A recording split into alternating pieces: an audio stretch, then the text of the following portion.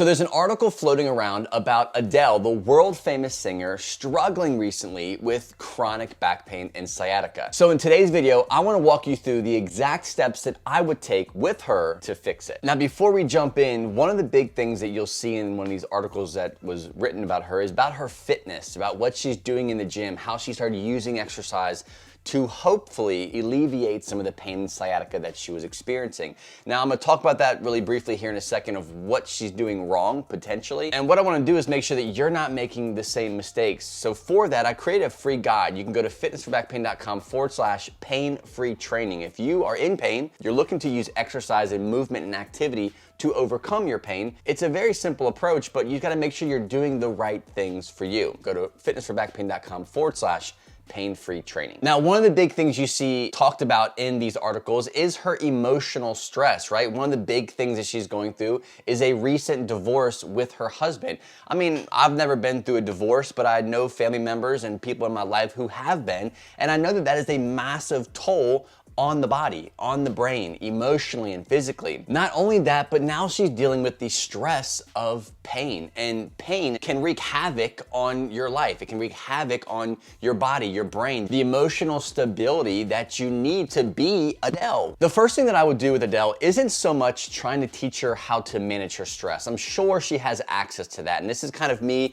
on the outside looking in, but I would approach it from a pain perspective, right? How is pain affecting her daily life? Obviously, we know symptoms, it sucks, but how now is she responding to the fact that she has pain? What does she know about pain? Like, how does she view pain? How does she view her diagnosis that she's been given? One of the articles that I read talks about how she's been in pain her whole life since she was 15. I think her first slipped disc diagnosis was when she was 15 after sneezing. Can you slip a disc from sneezing? I don't know if that's supported by research and science. What I do know is that she's been told things in her life about her body and about what she's capable of doing and maybe what might be broken or abnormal in her body, and she registers that a very specific way. So the first thing that she has to focus on is getting education around pain.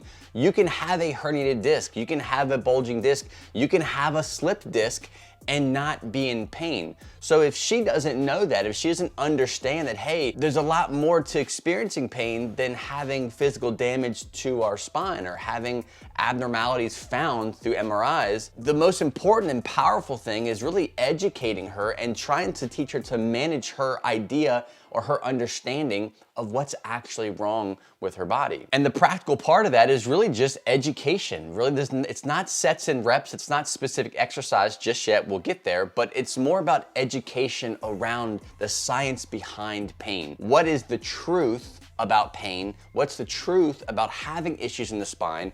And then how can we compare that and kind of bring her mind and body into a different type of place where she can now experience freedom from that chronic pain. Now, with pain science aside, let's look at the practical stuff, right? Multiple times in these articles that I'm reading, it talks about really how after her divorce, she got into exercise, right? She was told that maybe building a stronger core was gonna be key for her, that maybe when she would lose some weight or when she felt better when it comes to weight loss, that was gonna alleviate some of the pain. So she's looking at exercise and saying, okay, like, that's obviously movement is medicine. We should approach it in a certain way, but how specifically should Adele be doing that? Now, clearly Adele is confident that exercise is important. She's been doing it for a long time, but a recent article says that I have to waddle these days as I have really bad sciatica. And that's basically what someone saw. Her fans saw her actually having to waddle across the stage during a performance. So clearly the exercise that she's doing isn't the best thing for her. And she's getting so much like crap information. For one person says, I've been qualified in massage for 15 years and curing, stopping the pain of sciatica is a specialty of mine.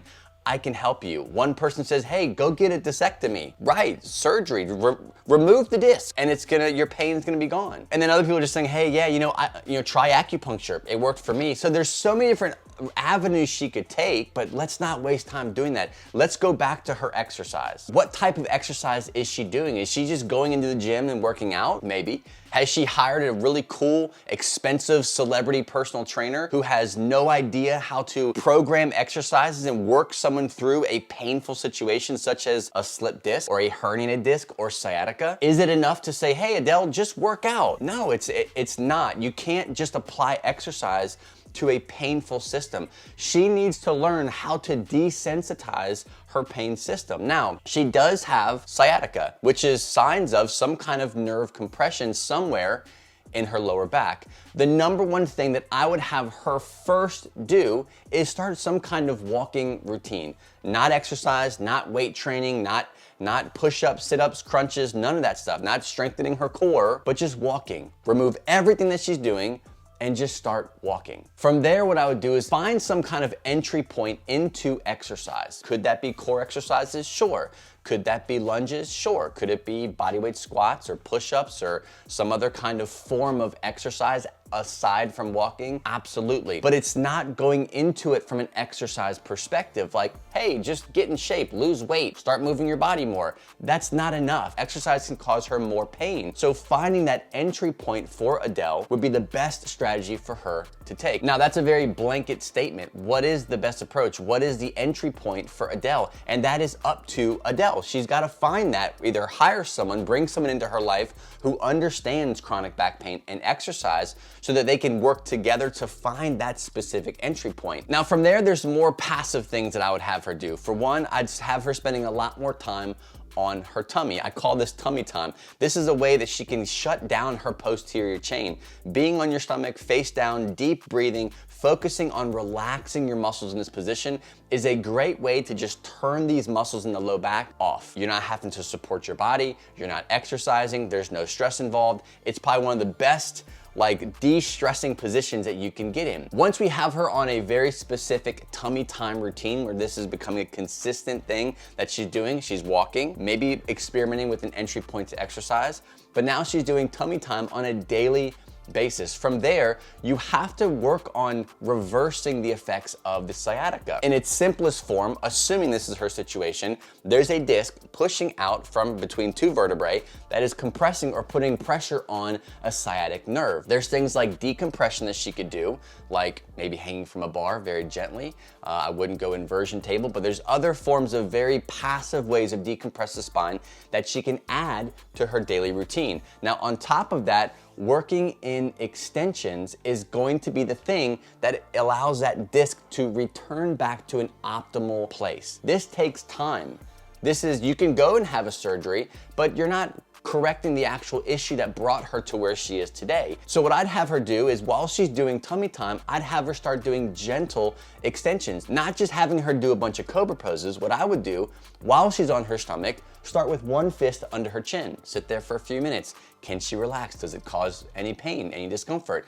Can she move on? Moving on or leveling up would be two fists under her chin. She's still on her stomach, she's still relaxing, still deep breathing, and she's working up to more extension. Now she can hold that extension position, she can go down, back face where her face is flat on the ground, and then going back up and kind of working in more of like a teeter-totter type of strategy with extension. But hands down, she's working in more extensions within her pain threshold, but also respecting her specific symptom profile. That's really important. You just can't go do a bunch of extensions or a bunch of cobra poses expecting everything to work. She has to find her unique entry point into extensions and then add them into her day every single day, multiple times a day, in order to see long-term relief. Last and final thing is managing expectations. Tylenol for a headache, surgery for sciatica, like there's so many different things that the medical model teaches us, says, hey, you're in pain, do this to the symptom and it will go away. I don't want her to do that, right? Surgery is a last resort, right? I don't think that she's there yet. She has so much more opportunity